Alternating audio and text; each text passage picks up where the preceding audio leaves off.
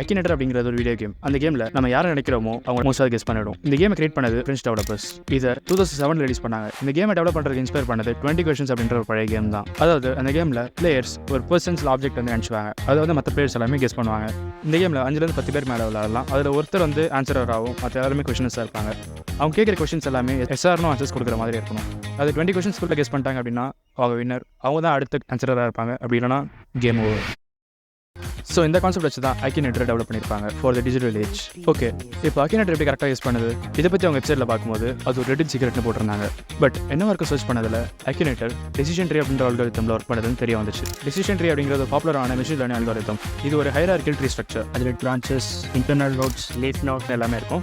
இதை வச்சு தான் ஒவ்வொரு காம்பினேஷன் இஃப் எல்ஸ் ஸ்டேட்மெண்ட்ஸ் வச்சு ஃபைனல் ஆன்சர் ப்ரெடிக்ட் பண்ணோம். ஃபார் எக்ஸாம்பிள் இந்த ஃபோட்டோ எடுத்துக்கோங்க. ஸோ இந்த ஃபோட்டோவில் பார்த்தீங்கன்னா இதில் 5 attributes இருக்கு, ஒரு டார்கெட் வேரியபிள் இருக்கு. இதை வச்சு இந்த வெதருக்கு நான் வெளியே போய் விளையாட போகிறோம் இல்லைன்னு சொல்லிட்டு ப்ரெடிக்ட் பண்ண போகிறோம். இதில் க்ளவுடில் பார்த்தீங்கன்னா 3 attributesலையும் விண்ட் ஸ்ட்ராங்காக இருந்தாலும் வீக்காக இருந்தாலும் டார்கெட் வேரியபிள் எஸ் தான் இருக்கு. ஸோ எப்படி இருந்தாலும் விளையாட போக தான் போகிறேன். இதே கேஸ் ரெயினில் பார்த்தீங்கன்னா 4 attributes இருக்கு. எப்போ விண்ட் வீக்காக இருக்கோ அங்கே மட்டும் தான் டார்கெட் வேரியபிள் எஸ் இருக்கு. ஸோ இந்த கான்செப்ட் வச்சு தான் அக்கினேட்டர் ஒர்க் ஆகணும்.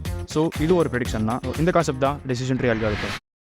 ஸோ இப்போ அது அக்கினேட்டரில் பார்த்தீங்க அப்படின்னா அவங்களோட டேட்டா பேஸில் 1,00,000 கேரக்டர் மேலே இருக்கும். அதோட attributes இருக்கும். லைக் அந்த கேரக்டரோட ஜெண்டர், ப்ரொஃபஷன், நேஷனாலிட்டி, அந்த கேரக்டரோட நோட்டபிள் அச்சீவ்மெண்ட்ஸ் எல்லாமே இருக்கும். இந்த கேம் ப்ராட் கொஸ்டின்ஸ் தான் ஸ்டார்ட் பண்ணி அது கேட்குற ஒவ்வொரு கொஸ்டின் அந்த அடுத்தடுத்து நம்ம ஆன்சர் பண்ணுறது வச்சு தான் கேட்டகரைஸ் பண்ணி அதோட ப்ரெடிக்ஷனை ஸ்டார்ட் பண்ணும். ஸோ இப்போ நம்ம அதே அக்கினேட்டர் கான்செப்ட் வச்சு நம்ம எப்படி அந்த ப்ரெடிக்ஷன் ஒர்க் சொல்லிட்டு தெரிஞ்சுக்கலாம். இப்போ நம்ம ஏஆர் ரஹ்மான் எடுத்துக்கலாம். ஃபர்ஸ்ட் அது கொஸ்டின் இப்படி கேட்கலாம், இஸ் கேரக்டர் ரியல் அப்படின்னு கேட்டுச்சுன்னா நான் எஸ்ன்னு சொல்லுவேன். ஸோ நிறைய மூவி ஃபிக்ஷனல் கேரக்டர்ஸும் இருக்குது, ஸ்டோரி ஃபிக்ஷனல் கேரக்டர்ஸும் இருக்குது. அதுலேருந்து ரியல் கேரக்டர்ஸ் மட்டும் இப்போ ஃபில்டர் பண்ணி எடுத்துரும். Is character real? Yes. Is character male? Is character musician? Yes. Is a character from India? கிட்டத்தட்ட அது கெஸ் பண்ணி வந்து has a character won an Academy Award. So finally did a character compose for Slumdog Millionaire அப்படின்னு கேட்கும். So is a character A.R. Rahman? Yes. So இந்த மாதிரி தான் ஒரு ப்ரெடிக்ஷன் ஒர்க் ஆகுது. ஸோ இதை வச்சு ஒரு கொஸ்டின்ஸ் இருக்க பாசிபிலிட்டிஸ் எல்லாமே எடுத்துக்கிட்டு மற்ற எல்லாத்தையும் எலிமினேட் பண்ணிடும். Like using Bayes inference method. இதில் நீங்கள் வந்துட்டு பேமே இல்லாத சில கேரக்டர்ஸ் நீங்கள் யூஸ் பண்ணி கெஸ் பண்ண முடியலன்னா அது கேரக்டர் ஆட் பண்ண சொல்லி கேட்கும். அதை வச்சு நீங்கள் கேரக்டர்ஸ் கூட அதில் ஆட் பண்ணிக்கலாம். ஸோ அடுத்த வீடியோவில் உங்களை பார்க்குறேன். பாய்.